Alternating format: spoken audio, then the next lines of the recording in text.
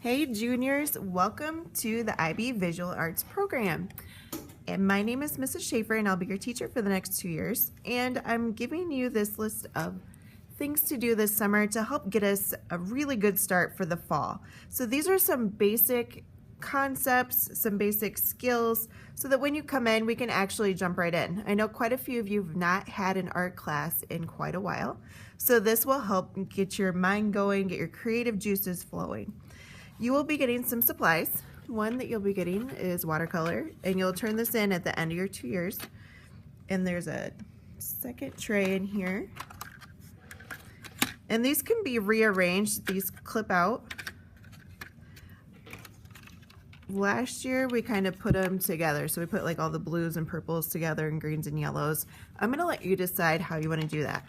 We do have a white.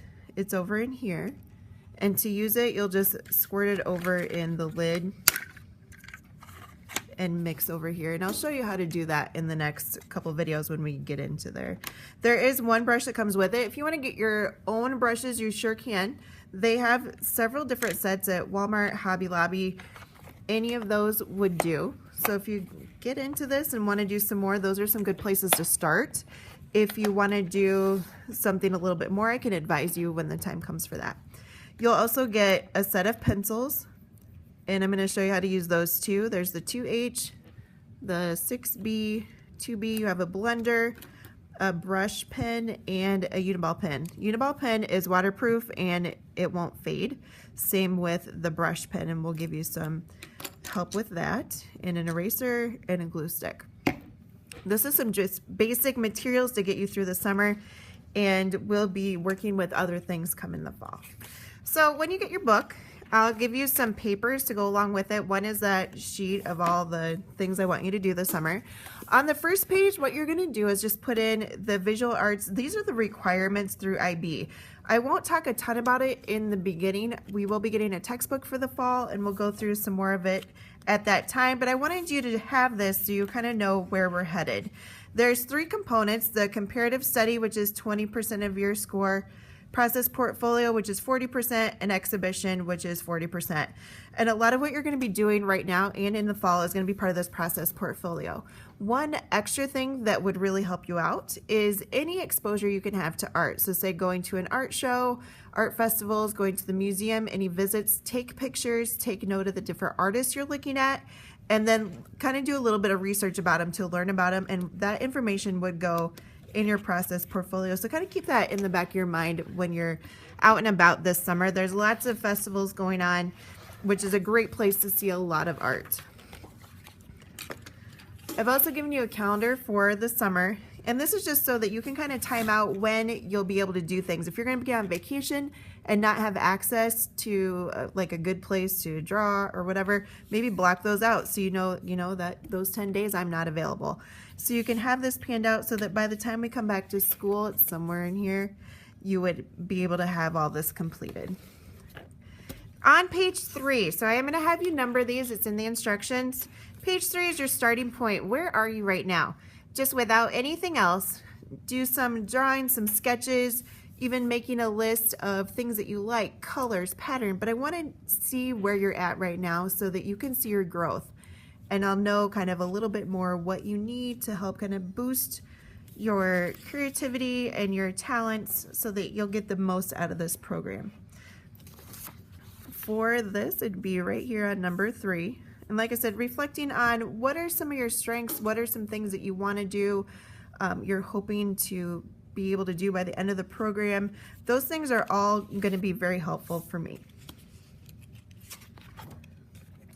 On page 4, you'll have the elements of art and principles of design. These I want you to put in here. And I want you out to the side to do kind of a word description. And what I mean by that is, I have an example over here. So this was one, a very basic one. Elements of design. For the word line, so line is different types of line: horizontal, vertical, diagonal, straight, jagged, zigzag, thicker, thinner. Writing the word using that description, so different types of line. Like I said, this one's very basic. Looking at texture, there's actual texture and implied texture. using some type of texture to describe the word. I want you to do that for both of those, just in the space over here. So it's not going to be huge, but just to kind of think about and internalize the different words. Okay. The rest of these are kind of laid out. I'm going to be doing videos to go along with them. On this one, we'll be doing a watercolor sample, and I'm going to do a video separate for that. We'll do some pen texture separate for that one too. I'll do the color wheel. We'll do some shading and blending. I'm going to do some sample urban sketching. And then there'll be a separate video for, there's TED Talks. So I have another page for you. For page 10, I want you to put down some ideas that you have. So on here, just like I said before, colors. If you see things or in magazines, rip them out, tape and glue them in, write some notes about like what you would like to see. Once you've completed all of those lessons, on this post lesson page, so page 11, I want you to do a drawing of your own that you want to do using some of the techniques. So using the watercolor, using the pen texture, maybe using some of the blending techniques from the pencil, just to see where you're at now. So hopefully you'll be able to show a little bit of growth. On 12 and 13, you're going to do the TED Talks, and there's 3 of them. And if you type in these titles, either I think go to TED Talks, sometimes you can find them on YouTube, but they should pop right up. And I want you to write a reflection on each one, basically kind of who this person is and what can you take away from it.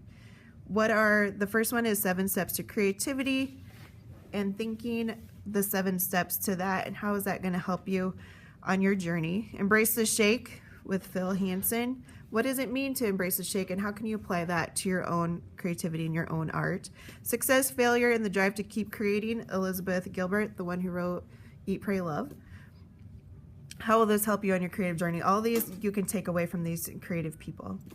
And then on page 14, artwork that you've seen. Like I said, museums, if you go to any of the arts festivals, College Hill has them, Cedar Falls, Artapalooza happens in September.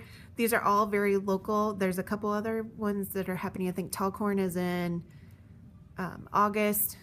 Maybe it's called the Sweet Corn. I can't remember. And there's some other ones. I know Iowa City's happening this weekend. So keep your eyes open, and if you're interested, let me know. There are Proko videos. So some of you are going to be into a lot of drawing or wanting to do drawing. This is a great place to get that. I would encourage you to at least go through these basic ones, and if nothing else, kind of go through, try to understand what he's talking about. And I would encourage you, I'm not going to make you, but I would highly encourage you to try some of these techniques. Basically because he does a very excellent job of explaining, and he takes time to do that, what the different techniques are. And if you had questions on those, I'm more than happy to help explain it or work on that a little bit more. But we're not going to spend a ton of time on drawing, because this class is not just about that. And that's the cool part about the IB program, is that it's not 100% if you're a fantastic artist. It's about the time, it's about the process, which is what art should be about, which is cool. For the art history portion, I want you to find 5 artists that you like their art and then find out something about them. I use the Van Gogh, and I'm going to say the art history classics. I'm using Van Gogh as an example. He is German. This was the year that he was alive, and he's part of the post-impressionist period. And I really like the texture and the color used in his paintings. I think they have a lot of life to them, and that's kind of what I like about it. And if you have some other facts about the artist, include that too, because that'll be helpful later on. We'll do a little bit more art history later on as we go. One thing you can do if you would like, sometimes it's kind of fun to peruse Pinterest and just kind of look and see what's out there. I'm not saying to copy it exactly, but kind of get some ideas maybe, and if there's something you like, you can look at that artist and use it as you would research any art history type thing, even though it's modern. Looking at what they do, what is the concept that they have behind their work. Everybody has something.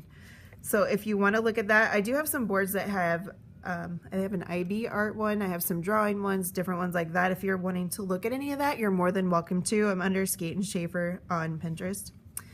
And then Google Art you can build your own gallery, and you can actually go to galleries and look. My favorite one to look at is the Starry Night, because clear up here in the moon, there's a teeny tiny little chip, and you can't see that on anything else, but you can zoom clear in, and I think it's so cool, especially with that painting, because you can see the texture. You can even see like where the paint ends on the canvas, which is kind of neat. But you could build your own gallery here, and you can save them. So if there's a bunch that you like, you could build up that gallery. You can look at where it's at in any particular gallery. It's kind of fun. Smart Art History, we'll be using that when we do our history projects. You'll be presenting to the class about the different artists. And this one has a ton of information, so that's really cool. So it is the Art Institute of Chicago. We're hoping to get a trip there. And then any other contact for me, I have Schaefer Art Room on Twitter. Sometimes I post things on Twitter. And we do have a Facebook group, I guess it is. It's a closed group. Waterloo IB The Arts. So if I see some really cool art stuff, I'll just repost it on there. That's a lot of what that is.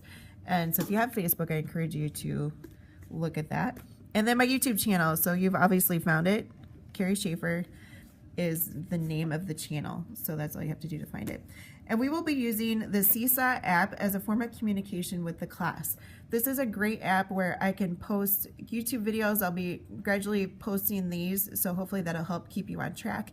You can post pictures of what you've done throughout the summer and throughout the 2 years, and the other students will be posting too. So the seniors will be posting on this one as well.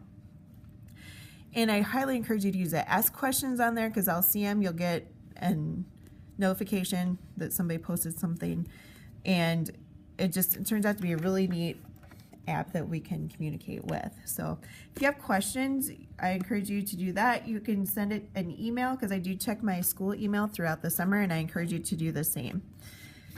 Anything past that will be awesome that you get done. So hopefully that's not too scary, and I hope that you find this class very enjoyable, because I know that I do. So if you have questions, please let me know. Otherwise, I look forward to meeting you in the fall. See you guys.